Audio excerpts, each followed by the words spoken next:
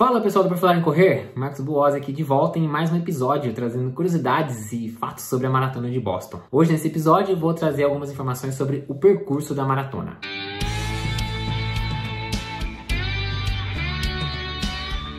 Como já citado rapidamente em outro episódio, a Maratona de Boston, que surgiu lá em 1897, nem sempre teve os 42.195 metros que a gente conhece hoje em dia. Lá atrás, a distância oficial da maratona era 40 km, na verdade, e isso para Boston só foi alterado em 1924, que foi exatamente o ano em que eles levaram a largada para a cidade de Hopkinton, que é a cidade que abriga até hoje a largada da maratona. Essa cidade é uma cidadezinha ali de pouco mais de 15 mil habitantes, que no dia da prova recebe 30 mil corredores, então vocês conseguem imaginar o tamanho do caos que deve ficar essa cidadezinha. A maratona passa aí por diversos municípios, né, um total de 8, saindo de Hopkinton e chegando em Boston. Então o percurso tem algumas peculiaridades. A primeira delas é uma largada praticamente em descida, né, os primeiros 7 km praticamente da prova, você vai estar perdendo altitude, vai estar praticamente descendo o tempo inteiro, e é muito comum a gente ver o pessoal fazer ótimas parciais no começo da prova, mas depois pagar um preço. Chegando ali por volta do quilômetro 7, você vai atingir mais ou menos ali o que a gente pode chamar da parte plana da prova de Boston, embora seja muito difícil dizer que a gente tem realmente um trecho plano na prova. Praticamente você está ou subindo ou descendo, ainda que pequenas elevações, o tempo inteiro. Quando você chega na distância da meia maratona, né, 21,097, ali no meio da prova, você vai passar por um dos pontos mais famosos de todo o percurso, que é o Wellesley College, onde é um colégio feminino, né, só de mulheres, só de garotas, e elas ficam ali na beira da pista, gritando e apoiando. Inclusive surgiu o termo Scream Tunnel, né, o túnel do grito, porque as alunas ficam na beira da pista torcendo e gritando e oferecendo beijos para os corredores e tudo mais. Já é um ponto bem peculiar e bem famoso da prova. Um pouquinho mais para frente da meia maratona, mais ou menos ali no quilômetro 25, é onde vai começar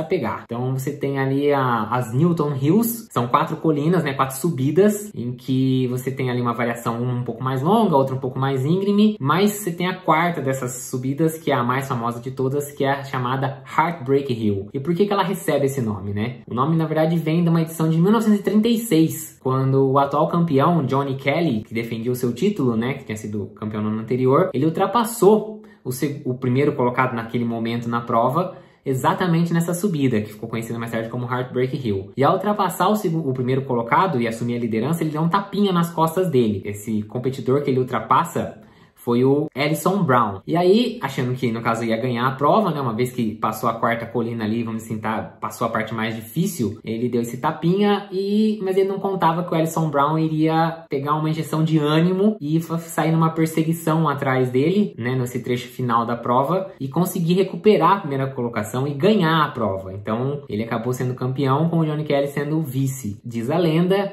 que isso quebrou o coração do Johnny Kelly, né, ter perdido a prova depois de ter conseguido fazer a ultrapassagem na subida, e por isso essa subida e toda essa cena do tapinha levou a dar um nome para essa subida de Heartbreak Hill. E por que essa Heartbreak Hill é tão famosa, né? Ela não é nem a mais íngreme nem a mais longa das 4 Newton Hills. Então por que o nome dela é tão falado assim, é tão conhecido entre os corredores? Acontece que ali no 32 já é uma distância em que geralmente os maratonistas começam a sentir muito a prova, né? Muita fadiga, muito cansaço, ainda mais considerando que você teve um trecho muito grande em declive, depois enfrenta 3 subidas para no final chegar na Heartbreak Hill. Então é um momento, na verdade, muito crítico da prova, e por isso que tem toda essa aura de ser a mais difícil das 4 subidas, embora ela não seja nem a mais íngreme nem a mais longa delas. Bom, finalizando a Heartbreak Hill, você acha que vai acabar e vai ficar bom?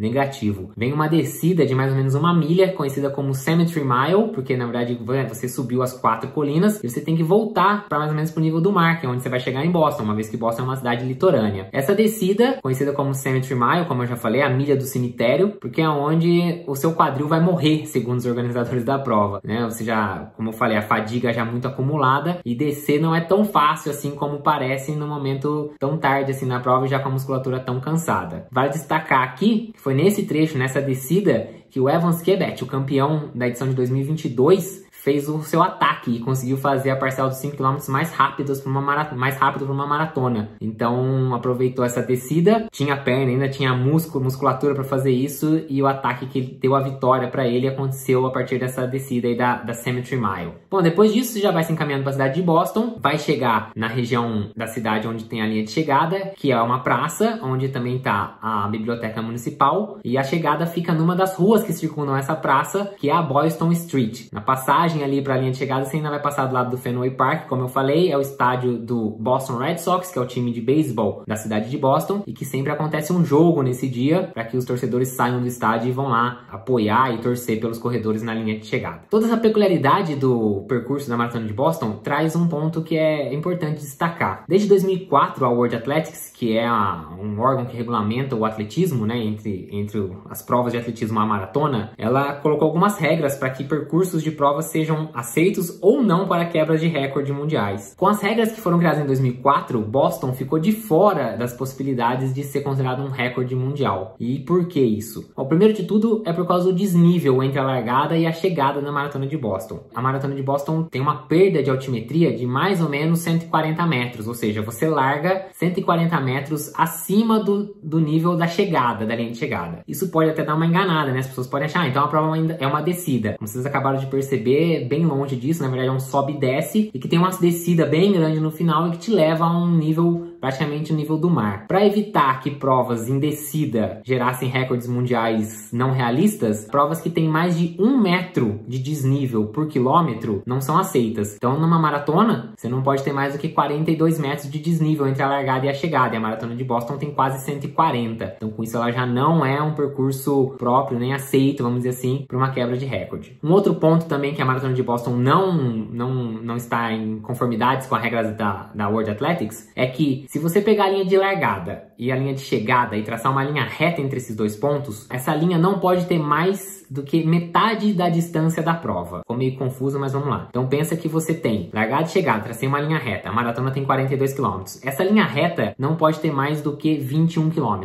E por que isso? Porque, por exemplo, Boston, que é uma prova de ponto a ponto, onde você corre no sentido leste-oeste, você pode pegar um dia de muito vento pelas costas e isso ajudar a fazer um tempo bom, fazer um recorde mundial e tornar uma marca, mais uma vez, não realista, né? Que não representa a realidade. A prova que tem a linha de chegada e largada muito distantes, em que você não tem nem pelo menos um vai e volta, ou um sobe e desce, ou alguma coisa assim, elas não são consideradas válidas para o recorde mundial. Com isso, Boston tem então 2 pontos que não atendem para quebras de recorde. E a pergunta muitas vezes que fazem é, mas já teve alguma quebra de recorde em Boston? Já teve. Inclusive a mais recente foi em 2011, em que o Geoffrey Mutai do Quênia fez o tempo de 2:03:02. Só para ter uma ideia, naquele ano o recorde mundial ainda era 2:03:59 do Gebre Selassie. Então foi quase 1 minuto de redução em relação ao recorde, mas foi um ano em que teve muito vento pelas costas durante praticamente todo o percurso. E como o percurso vai todo numa direção só, ele vai de leste para oeste, o vento ajudou demais e, no caso, o recorde, né, o tempo do recorde foi quebrado. Mas, claramente, obviamente, não foi homologado. Bom, pessoal, é isso. Trouxe algumas curiosidades hoje sobre o percurso e fica ligado aí que toda semana pinta um episódio novo sobre a Maratona de Boston. Valeu, pessoal, um abraço!